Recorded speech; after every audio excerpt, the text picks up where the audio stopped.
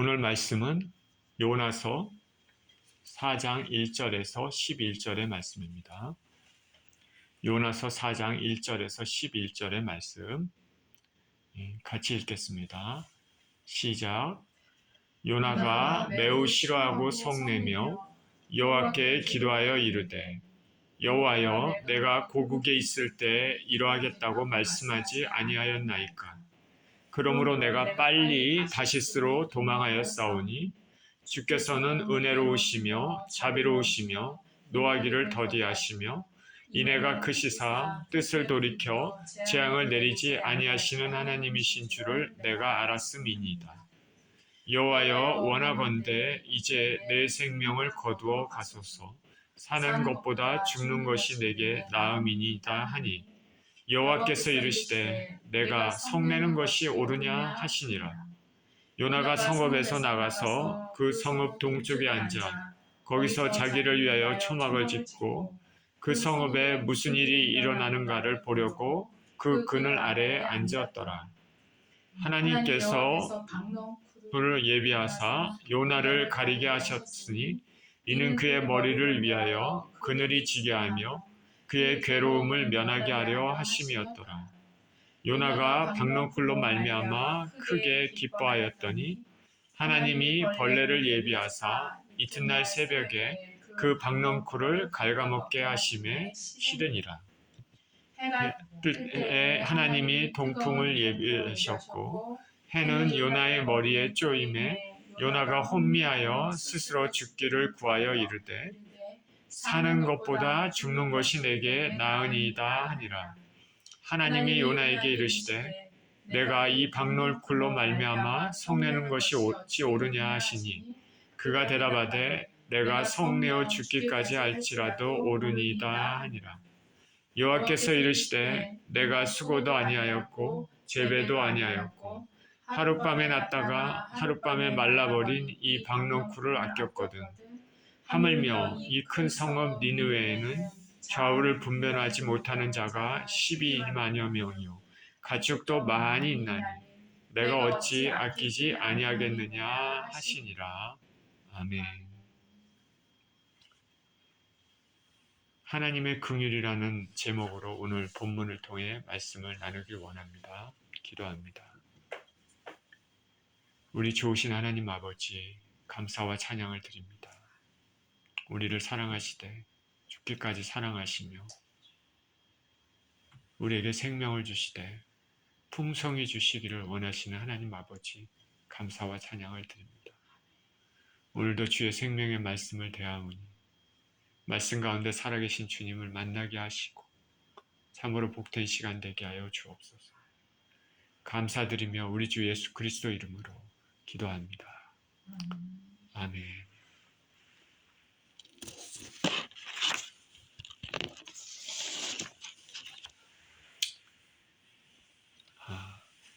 코리 텐 붐이라는 분 들어보셨는지 모르겠습니다. 여자분인데 이분은 전 세계에 큰 신앙의 감동과 영향을 남긴 분으로 유명합니다. 이미 소천하셨습니다. 그녀는 그녀의 가족 모두가 유태인들을 숨겨주었다는 이유로 체포돼서 독일에서 2차 세계대전이 끝날 때까지 수용소 생활을 했습니다. 라벤스부르크라는 참혹한 수용소에서 그녀의 가족들은 모두 다 죽었습니다. 그녀만 살고 독일의 패전으로 그녀만 기적적으로 살아나왔습니다. 감옥에서 나온 이 여인의 마음에 하나님께서는 한 가지 사명을 주셨습니다. 그는 뭐냐면 자기를 박해하고 가족들을 잔혹하게 죽인 독일 사람들에게 하나님 말씀을 전하라는 것이었습니다. 그녀는 하나님 말씀에 순종했습니다. 그래서 독일 마을과 도시들을 찾아다니면서 간증 집회를 했습니다. 그 집회로 인해서 죄책감에 사로잡혔던 수많은 독일 사람들이 죄에서 자유를 얻고 하나님 앞에 돌아오는 놀라운 부흥의 역사가 일어났습니다.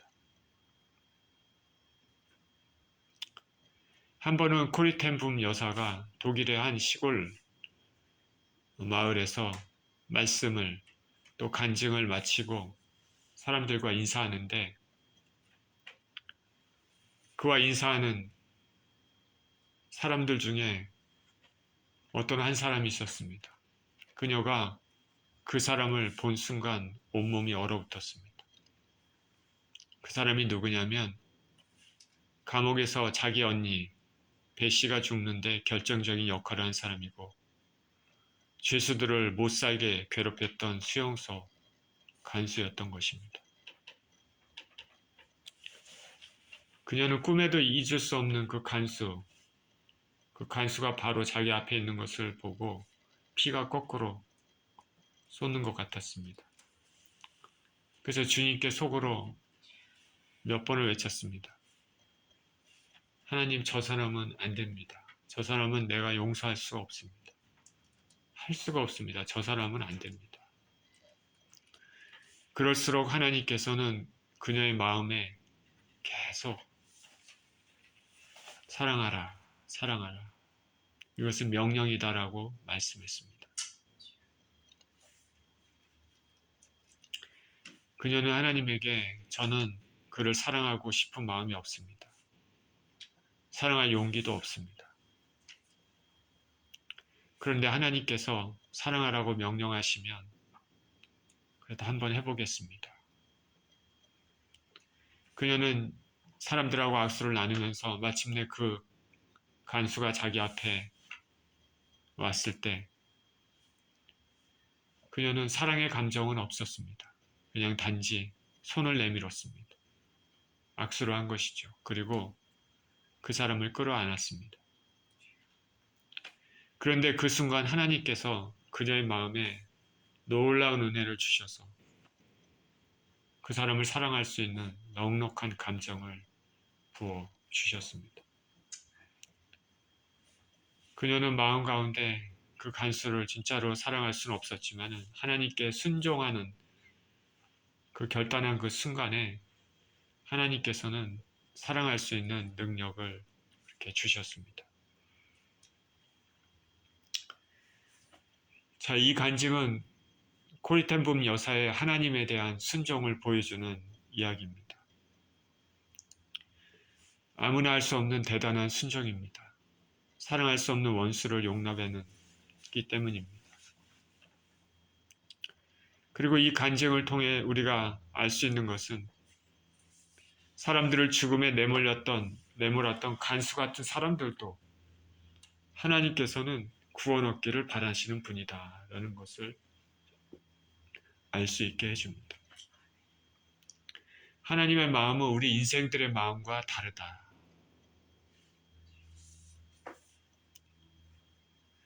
오늘 우리가 나눌 본문 요나서에서도 죄인들을 어떻게든지 변화시켜서 용납하시려는 하나님의 마음을 알 수 있습니다. 본문을 통해서 주께서 주시는 메시지를 무엇인지 살펴보겠습니다. 1절입니다. 요나가 매우 싫어하고 성내며 여호와께 기도하여 이르되 여호와여 내가 고국에 있을 때 이러하겠다고 말씀하지 아니하였나이까. 그러므로 내가 빨리 다시스로 도망하여 싸우니 주께서는 은혜로우시며 자비로우시며 노하기를 더디하시며 인애가 크시사 뜻을 돌이켜 재앙을 내리지 아니하시는 하나님이신 줄을 내가 알았음이니이다. 하나님께서는 요나를 부르셨습니다. 그래서 이스라엘의 북동쪽, 이스라엘의 오른쪽, 그리고 그 북쪽에 있는 아수르의 수도인 니느웨로 가라 명하셨습니다. 하나님께서는 니느웨의 악이 심히 큰 걸 아시고 그 니느웨를 심판하시기 전에 회개의 기회를 주시려는 뜻을 가지셨습니다. 하나님께서는 심판하시기보다는 회개를 통해 구원하시기를 원하십니다. 하나님은 지금도 당신이 창조하신 인생들이 멸망받기보다는 구원받기를 원하십니다. 그런데 요나는 하나님의 뜻에 반하게 오히려 이스라엘의 서쪽인 다시스, 오늘날로 말하면 스페인으로 향하는 배에 올랐습니다. 하나님은 오른쪽으로 가라고 하셨는데 요나는 왼쪽으로 가는 배를 탔습니다. 요나는 니느웨가 그대로 죄악이 쌓여서 멸망받기를 원했던 것입니다. 그러자 하나님은 바다에 풍랑을 보내고 요나를 물고기 뱃속에서 3일 있게 한 다음에 니느웨 앞에 토해놓게 하셨습니다. 요나가 니느웨를 싫어한 이유는 고대 아수르는 잔인하기로 유명한 나라입니다. 주변 나라들을 이유 없이 무자비하게 정복하고 파괴했던 나라가 아수르, 우리 세계사에서 아시리아라고 일컬어졌던 나라이죠. 고대 기록에 의하면은 아수르의 잔인성이 드러난 유물이 참으로 많습니다. 제가 신학교에서 배울 때 보면 그 그림들이 있어요. 고대 유적 그림들이 있는데 그 아수르인들이 사람들에게 했던 그 참혹한 또 기록이나 또 유물들 보면 아주 잔인합니다. 이런 사악한 나라입니다. 2차 세계대전에서 일본이 한국, 중국 그리고 동남아시아의 많은 나라들을 무력으로 정복하고 식민 통치한 것과 비슷하고 독일의 나치가 유대인들에게 대량 학살을 했던 것과 비슷합니다. 요나는 하나님의 뜻에 맞지 못해서 순종해서 니느웨의 하룻길을 다니면서 하나님의 심판을 선포했습니다. 니느웨는 3일 길을 다녀야 하는 큰 성읍입니다. 3일을 다녀야 니느웨를 볼 수 있다. 고대 3일 길을 걸어서 다녀야 한 성을 볼 수 있다는 것은 굉장히 큰 성읍입니다. 근데 요나는 3일이 아니라 하루만 다녔습니다. 하루만 다니면서 하나님의 심판을 선포했습니다. 니느웨 사람들이 회개하지 않고 그 죄악 그대로 심판받기를 원한 것이죠. 그래도 하나님이 명령하셨으니까 순종하는 척은 한 것이죠. 그러나 하룻길만 다녔습니다. 그런데 그렇게 하룻길만 다녀서 하나님의 메시지를 선포했는데도 불구하고 놀랍게 이방인인 니느웨 사람들은 요나의 메시지에 왕부터 백성까지 하나님 앞에 회개를 했습니다. 하나님을 모르는 이방인들이 이런 회개를 했다는 것은 정말 놀라운 일입니다. 이건 불가능한 일인데 이런 불가능한 것 같은 일이 벌어진 것은 전적으로 하나님의 개입에 따른 은혜입니다. 요나는 하나님 명령에 이제 순종해서 이제 곧 니느웨가 멸망한다 이렇게 메시지를 선포했는데 그렇게 선포하고 니느웨가 멸망당하는지 아닌지 지켜보고 있었습니다.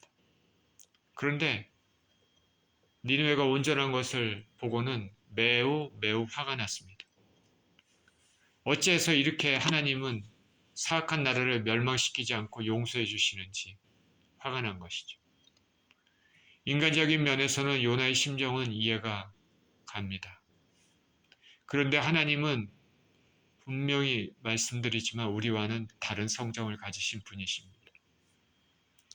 일제 통치 기간에 하나님께서 우리에게 대한민국 사람들에게 했던 민족 말살 정책이라든가 참혹한 정책들, 사람들을 고통 가운데 몰아넣었던 그 일본에게 하나님은 심판받을 일본에게 회개를 기회를 주어 심판을 피하게 했다면 당시 우리 백성들의 마음은 별로 좋지 않았을 것입니다. 요나는 니느웨에 아무런 일이 일어나지 않자 매우 싫어하면서 성냈다 말합니다. 요나는 니느웨 성읍 사람들이 구원을 받았다. 그런 것에 대해 기쁨보다는 매우 싫어하고 성냈다. 여기서 매우 싫어하고 성내며 매우에 해당하는 히브리어 라 그돌라 이거는 뭐냐면 큰 악을 뜻합니다. 큰 악, great evil. 요나는 기쁨보다는 악을 드러낸 것이죠. 이 단어는 앞에서는 니느웨 사람들의 특성을 나타내는 용어로 줄곧 사용됐지만 여기서는 요나의 특성을 나타내는 단어로 사용됐습니다. 요나는 하나님의 결정에 대해 불만을 토로하고 분노를 나타냈습니다. 요나는 자신이 분노하는 이유를 하나님께 기도로 구합니다. 여호와여, 내가 고국에 있을 때 이러하겠다고 말씀하지 아니하였나이까. 요나는 니느웨가 심판받기를 바랬습니다. 원수를 미워하는 사람들의 일반적인 성향입니다. 우리도 우리를 힘들게 하는 사람들이 잘못되기를 마음속으로 바라는 경우가 많지 않습니까? 그런데 하나님은 성품이 우리와 다르다. 그래서 요나도 그것을 알았습니다. 주께서는 은혜로우시며 자비로우시며 노하기를 더디하시며 인애가 크시사 뜻을 돌이켜 재앙을 내리지 아니하시는 하나님이신 줄을 내가 알았음이니이다. 요나는 하나님께서 자신을 통해서 니느웨의 심판을 선포해서 니느웨 백성들로 하여금 회개케 해서 살리시기를 원하신다. 그 하나님 마음을 알았기 때문에 고국에서 떠나오기 전에 알았습니다. 그래서 니느웨가 망하기를 원하는 요나는 하나님 뜻에 반해서 반대 방향인 다시스로 향해 배에 탔었던 것입니다. 3절입니다. 여호와여, 원하건대 이제 내 생명을 거두어 가소서. 사는 것보다 죽는 것이 내게 나음이니이다. 니느웨 멸망하지 않자 사는 것이 싫었습니다. 내 생명 거두어 가십시오. 죽는 것이 차라리 낫겠습니다. 하나님에 대한 강한 불만입니다. 얼마나 니느웨에 대해 적대적인 감정이 있는지 알 수 있습니다. 그리고 악인에게도 기회를 주시는 하나님에 대한 불만의 표시일지 모릅니다. 어찌되었든 이 말은 선지자로서의 요나의 말은 온전한 말은 아닐 것입니다.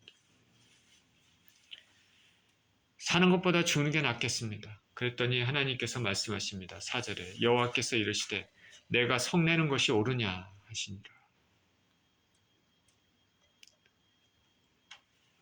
하나님은 요나가 죽는 게 낫겠습니다. 이렇게 하는 것에 대해서 하나님은 분노하시기보다는 너의 태도가 옳으냐 꾸짖으십니다. 자, 요나를 생각해 보십시오. 불과 얼마 전까지만 해도 불순종해서 다시스로 가는 요나를 하나님은 물고기를 예비해서 다시 살리셨습니다. 그래서 선지자로서의 사명을 계속하게 해주셨습니다. 이렇게 죽을 수 있었던 자신을 하나님께서 살리셨는데 요나는 여기서 다시 불평을 표했습니다. 하나님이 말씀하십니다. 내가 성내는 것이 옳으냐?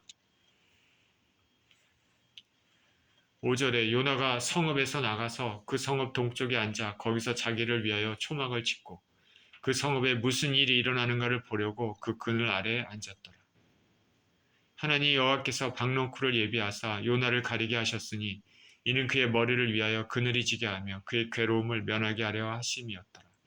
요나가 박넝쿨로 말미암아 크게 기뻐하였더니. 자, 요나는 하나님께서 내가 성내는 것이 옳으냐 그 말을 들었는데 이제 니느웨 성읍에서 나와서 성읍 동쪽에 앉아서 초막을 지었습니다. 그리고 니느웨가 어떻게 되는지 앉아서 지켜보고 있었습니다. 요나의 심정 그대로 보여줍니다. 하나님 명령에 따라 니느웨 멸망을 선포했는데 니느웨 사람들이 놀랍게 회개했고 하나님은 이 회개를 바라시고 심판하지 않으셨습니다. 그렇기 때문에 요나는 이제 사명이 끝난 것이죠. 하나님이 이렇게 하라 했으니까 그대로 했으니 이제는 사명이 끝나고 고국으로 돌아가면 됩니다. 근데 요나는 그렇게 하지 않았습니다. 성읍에서 나와서 니느웨가 어떻게 되는지 주목하고 있었습니다. 소돔과 고모라가 하나님 앞에 멸망당하는 것처럼 그렇게 멸망당하지 않을까 한번 지켜보려고 그랬던 것이지. 하나님께서 뜻을 돌이켜 다시 니느웨 심판을 행하시지 않을까. 하나님께서 조금 심판을 잠깐 유보하셨을 뿐이지 곧 다시 심판이 시행될 수도 있다. 혹은 니느웨 사람들이 회개를 했지만 그거는 겉 회개다. 피상적인 회개일 거다. 일시적인 것이다. 이렇게 판단했을 수도 있습니다. 그는 아직도 니느웨 멸망을 기대하고 있습니다.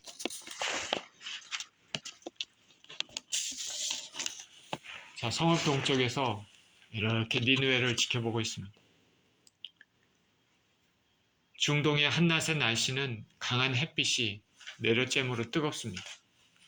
그는 그늘 아래에 앉았지만 더위를 피하기 위해서는 충분하지가 않았습니다.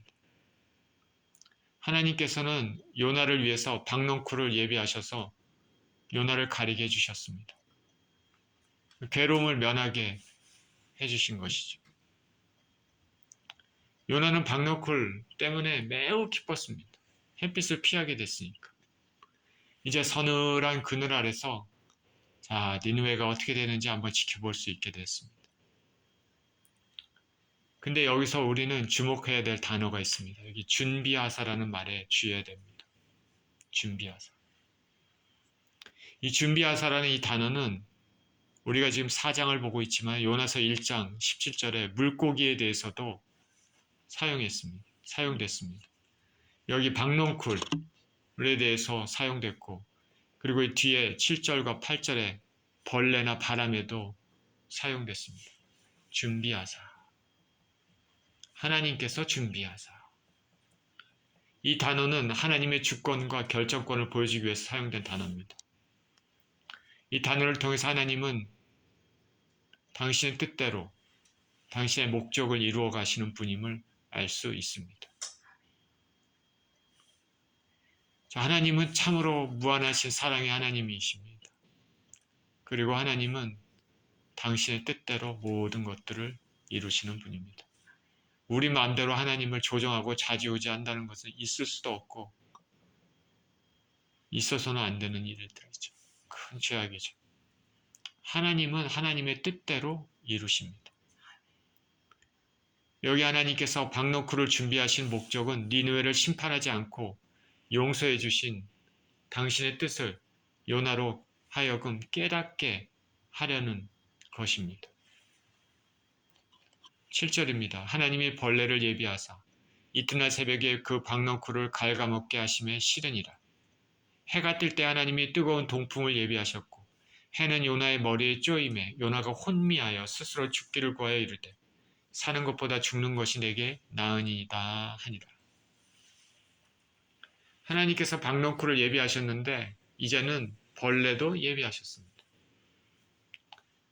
다음날 새벽에 벌레가 박넝쿨을 다 갉아먹었습니다. 박넝쿨이 시들었습니다. 그러자 낮에 해가 뜨니 요나의 머리에 햇빛이 다시 강하게 내리쬐습니다. 게다가 하나님은 뜨거운 동풍까지도 예비하셨습니다. 여기 계속 예비했다라는 말이 나오죠. 하나님의 계획입니다. 요나에게 하나님 뜻을 알리기 위해서, 요나를 깨닫게 해주시기 위해서 하나님 계획입니다. 박너쿨 마련해서 요나가 기분 좋게 됐다가 웬걸 그 다음날 아침에 벌레도 예비해서 박너쿨을 다 갉아먹고 머리가 더 뜨끈뜨끈해졌습니다. 게다가 뜨거운 바람까지 불어옵니다. 좋았다가 다시 안 좋아졌습니다. 더 안 좋아졌죠. 뜨거운 동풍까지 나왔으니까. 햇빛에 그대로 노출되고 뜨거운 바람까지 부니 요나의 정신이 혼미해졌습니다. 날씨가 무더워지면 사람들은 참을성이 없어집니다. 온순한 사람도 신경질적으로 됩니다. 그런 요나와 자기 감정에 충실한 사람은 더욱 그럴 것입니다. 그늘도 없어지고 동풍도 불었으니까 요나가 말합니다. 사는 것보다 죽는 것이 낫습니다. 니느웨도 멸망치 않고 그것도 마음이 별로 좋지 않은데 날씨도 너무 무더우니까 죽는 것이 낫다 말합니다. 요나는 꽤 직설적인 사람이죠. 요나 입장에서는 니느웨가 멸망당하기를 원하고 그거를 다 지켜보고 있었는데 멸망을커녕 자신이 먼저 죽게 됐습니다. 요나에게 닥친 이 괴로움은 하나님의 뜻에 의한 것입니다. 하나님께서 요나에게 괴로움을 느끼게 한 것이죠. 그러나 하나님의 이 뜻은, 이 섭리는 악한 의도가 아니라 요나에게 하나님의 뜻을 보이기 위한 것입니다. 요나에게 이 괴로움은 계속되지는 않을 것입니다. 우리는 우리 일생에서 우리가 보기에 좋아 보이는 일도 있고 나빠 보이는 일이 생기기도 합니다.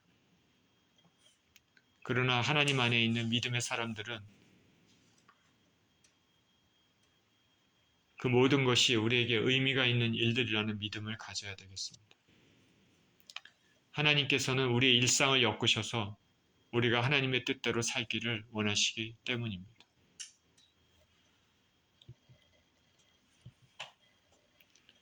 전도서 7장 14절에는 이렇게 얘기합니다.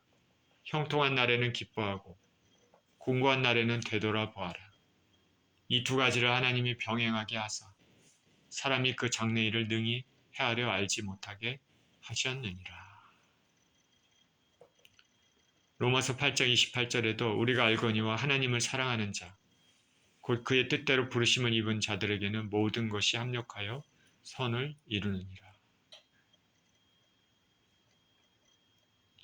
하나님은 박농쿨을 준비해서 요나에게 기쁨을 맛보게 하셨지만은 다시 벌레를 준비해서 기쁨을 빼앗아 버렸습니다. 하나님이 왜 이렇게 하십니까? 이랬다 저랬다 하십니까? 그게 아니죠. 니느웨 백성들이 박농쿨보다 더 소중하다는 것을 요나가 알기를 원하셨던 것입니다. 9절입니다. 하나님이 요나에게 이르시되 내가 이 박농쿨로 말미암아 성내는 것이 어찌 옳으냐 하시니 그가 대답하되 내가 성내어 죽기까지 할지라도 옳으니이다 하니라. 하나님께서 다시 요나에게 말씀하십니다. 내가 이 박농쿨로 말미암아 성내는 것이 옳으냐? 어찌 옳으냐? 하나님은 일련의 시험 과정을 거치게 하신 후에 요나에게 하나님의 뜻을 이해할 수 있도록 유도하십니다. 니느웨가 멸망당하지 않고 온전한 것은 못마땅하게 여기고 반대로 박농쿨이 싫은 것은 못마땅하게 여겼습니다. 요나의 태도가 서로 모순되죠. 니느웨가 온전한 것은 못마땅히 여기고 박농쿨이 멸망당하는 것은 그것도 못마땅하게 여긴 거. 서로 앞뒤가 안 맞습니다. 그래서 하나님이 내가 이 박농쿨로 말미암아 성내는 것이 어찌 옳으냐. 그러나 이 사실을 깨닫지 못한 요나가 이렇게 대답합니다. 성내어 죽기까지 할지라도 옳으니이다. 요나가 극도로 화가 난 상태죠. 하나님의 뜻보다는 현실적인 괴로움에 더 반응을 하고 있습니다. 요나는 자신의 유익이 사라지자 화를 냈습니다.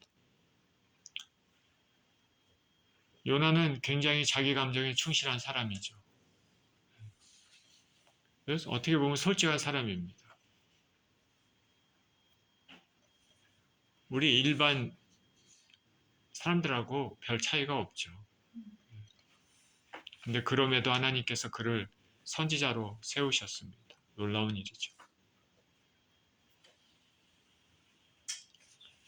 10절입니다. 여호와께서 이르시되 내가 수고도 아니하였고 재배도 아니하였고 하룻밤에 났다가 하룻밤에 말라버린 이 박농쿨을 아꼈거든.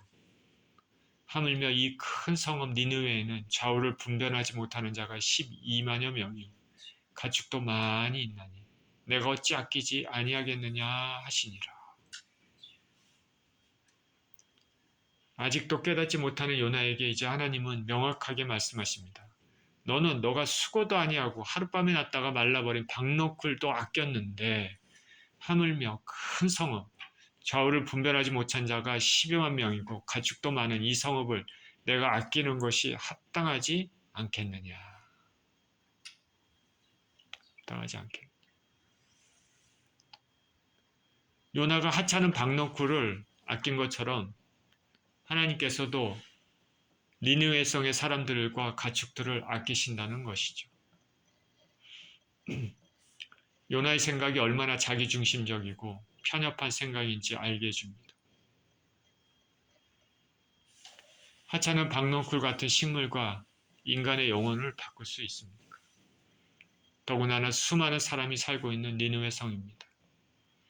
여기 좌우를 분별하지 못하는 사람들이 12만여 명이라 했습니다. 좌우를 분별하지 못한다. 이것은 무슨 뜻일까? 어린아이같이 어린아이들을 포함해서 도덕적인 판단을 내릴 수 없는 모든 사람들을 의미할 것입니다.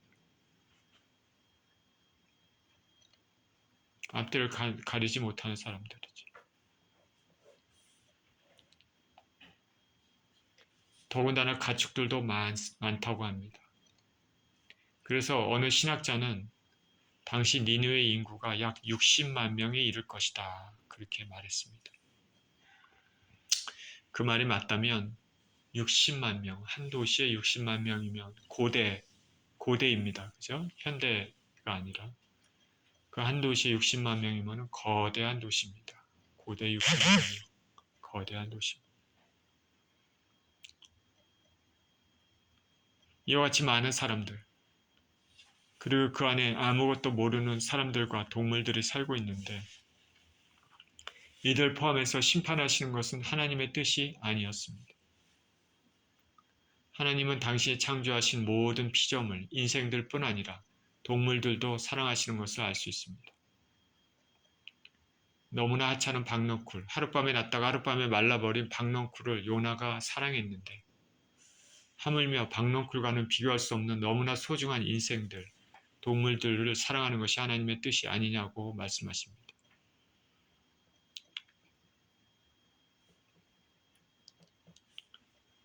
자, 니느웨에 대해 멸망을 선포했던 그 요나 입장에서는 하나님은 자신들, 유대인들만의 하나님, 자신들만 사랑하는 하나님, 그렇게 생각했는데 이 생각을 깨뜨리는 사건이라 할 수 있습니다.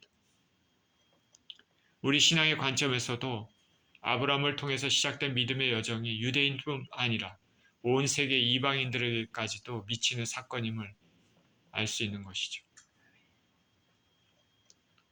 믿음의 정점이 예수님을 통해 이루어진 구원은 민족적인 제한이 없음을 예표한다고 할 수 있겠습니다. 하나님은 유대인들을 사랑하시지만은 그들뿐 아니라 이방인 모두를 사랑하십니다. 그렇기 때문에 저와 여러분들이 예수님을 통해 지금 하나님께 나왔습니다. 하물며 이 큰 성읍 니느웨에는 좌우를 분별하지 못하는 자가 12만여 명이요 가축도 많이 있나니 내가 어찌 아끼지 아니하겠느냐 하시니라. 자, 오늘 본문을 통해서 보면 하나님께서 무슨 말씀하시면 요나는 대꾸를 하죠. 그죠? 화가 나서 죽기까지 옳으니이다. 이런 식으로. 근데 오늘 본문에 보니까 마지막에 하물며 이 큰 성읍 니느웨에는 좌우를 분별하지 못하는 자가 10이나 명이요 가축도 많이 있나니 내가 어찌 아끼지 아니하겠느냐 하시니라. 하나님 말씀을 딱 하시고 난 다음에 요나서는 갑자기 끝납니다. 요나의 성격상 대답이 있을 만도 한데 요나는 하나님의 사랑에 대해서 이제 완전히 깨닫고 나서는 더 이상 할 말이 없어서 끝난 것으로 보입니다. 오늘 본문 요나서를 통해서 우리는 몇 가지를 알 수 있습니다. 하나님의 마음이 무엇인지. 먼저 하나님의 성품은 인간의 편협한 성품과는 다르다. 요나는 극악한 니느웨가 망하기를 원했지만 하나님은 극악한 니느웨도 회개해서 살기를 원하셨다. 어찌하든지 하나님은 인생을 구원하기를 원하신다. 아무리 극악한 인생이라도 하나님 앞에 진정으로 회개만 하기만 하면, 돌이키기만 하면, 용서를 구하기만 하면, 하나님의 긍휼을 바라기만 하면 구원을 얻을 수 있다는 것이죠. 에스겔서 18장 32절에 이렇게 말씀하십니다. 주 여호와의 말씀이니라. 죽을 자가 죽는 것도 내가 기뻐하지 아니하노니 너희는 스스로 돌이키고 살지니라. 에스겔서 33장 11절에도 너는 그들에게 말하라. 주 여호와의 말씀이니라. 나의 삶을 두고 맹세하노니 나는 악인이 죽는 것을 기뻐하지 아니하고 악인이 그의 길에서 돌이켜 떠나 사는 것을 기뻐하노라. 이스라엘 족속아 돌이키고 돌이키라. 너희 악한 길에서 떠나라. 어찌 죽고자 하느냐 하셨다 하라. 이 하나님의 성품입니다.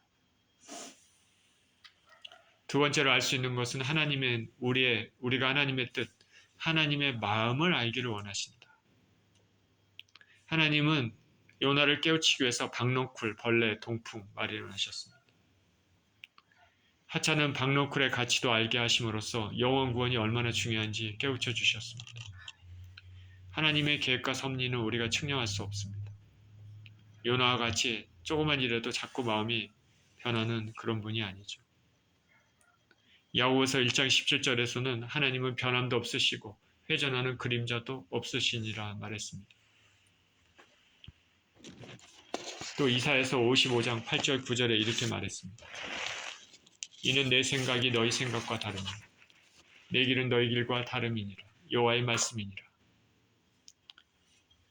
이는 하늘이 땅보다 높음 같이 내 길은 너희 길보다 높으며 내 생각은 너희의 생각보다 높음이니라.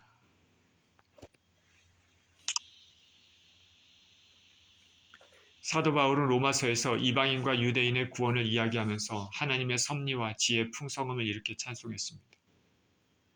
로마서 11장 33절 34절에 깊도다 하나님의 지혜와 지식의 풍성하며 그의 판단을 헤아리지 못할 것이며 그의 길은 찾지 못할 것이로다. 누가 주의 마음을 알았느냐? 누가 그의 모사가 되었느냐? 우리 인생들은 하나님의 길을 완전히 이해할 수 없는 존재입니다. 우리가 이 땅에서 성경 말씀을 통해서 하나님이 어떤 분인지 우리가 배워가고 있는데 이 하나님이 어떠하신 분이라는 것을 우리 배우는 것은 이 땅뿐만 아니라 저 영원한 천국에서도 계속 배움의 길을 아마 가야 될 겁니다. 하나님이 어떤 분이신가? 하나님의 높고 깊은 하나님의 섭리, 경륜, 주권적인 일하심에 대해 우리는 그러니까 믿음으로 받아들이면서 영광을 돌려야 할 것입니다. 마지막으로 하나님은 만드신 피조물을 얼마나 사랑하시는지 알 수 있습니다. 만드신 피조물을 얼마나 사랑하십니까? 니느웨에는 좌우를 분변치 못하는 자 12만여 명과 육축도 많이 있었습니다. 육축도 많이 있나니 이 편에서 하나님은 인간들뿐 아니라 동물도 사랑하시고 보호하시는 분임을 알게 됩니다. 하나님은 당시 창조하신 모든 만물을 사랑하시며 지키시기를 원하시는 분입니다. 그래서 로마서 8장 21절 22절에서도 만물도 예수님이 이 땅에 다시 오실 것을 기대하면서 지금 현재의 모습에 탄식하고 있다고 말하고 있습니다. 우리가 예수 그리스도께서 이 땅에 오실 때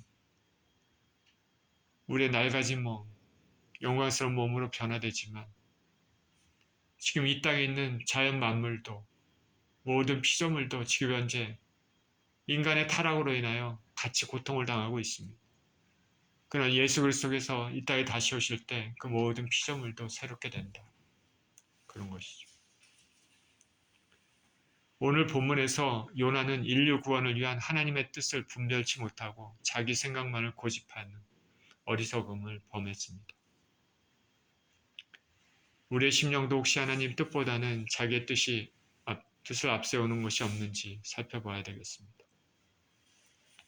또한 하나님께서는 사악한 니느웨도 회개를 통해서 구원의 길을 열어주셨는데 저와 여러분 안에도 하나님 앞에 지은 죄가 없는지 생각나는 죄를 회개하여 살아야 할 줄 믿습니다. 그리고 하나님은 육축도 귀하게 여기셨습니다. 우리는 당신이 만드신 피조물들을 사랑하시는 하나님 성품을 잘 이해하고 본받아야 되겠습니다. 이런 삶을 사시는 저와 여러분 모두 되시기를 예수 그리스도 이름으로 축원드립니다. 기도하겠습니다. 하나님 아버지, 주의 마음은 넓고 깊고 높습니다. 우리 인생의 짧은 생각으로 하나님의 뜻을, 섭리를 다 이해할 수 없습니다. 하나님은 모든 만물을 사랑하시며 우리가 죄악된 인간, 타락된 인간, 정말 죄성으로 가득 찬 인간이라도 살리시기를 간절히 원하시는 하나님이심을 오늘 본문을 통해서 알게 되었습니다. 그 누구라도 하나님 앞에 나와 진정으로 회개하고 주님의 긍휼과 자비를 구하는 사람에게는 하나님은 한 사람도 외면하지 않으시고 다 받으시는 분입니다. 고대 아수르 니느와 같이 사악하고 폭력적이고 정말 잔인한 그런 인생들도 주님 앞에 회개만 하면, 진정으로 회개만 하면 다 받아주시는 하나님이십니다. 하나님 우리 아버지, 주님의 사랑과 은혜를 감사합니다.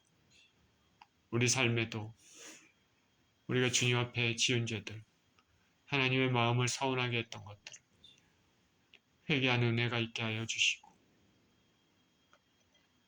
그래서 하나님 앞에 은혜를 받고 다시 새로움을 얻어 이 땅을 살아갈 수 있는 인생들 다 되게 하여 주시옵소서.